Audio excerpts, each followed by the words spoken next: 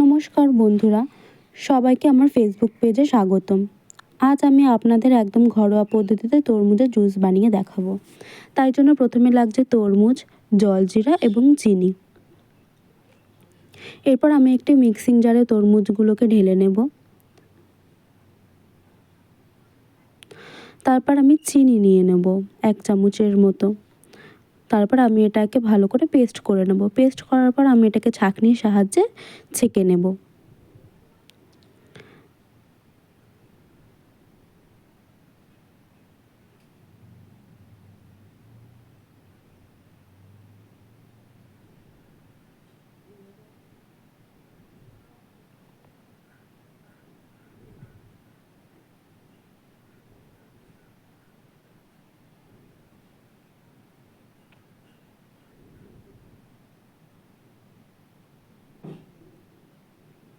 ছাঁকনির সাহায্যে ছাঁকা হয়ে গেলে এরপর আমি একটু জলজিরা নিয়ে এই জুসটার মধ্যে আমি দিয়ে দেব।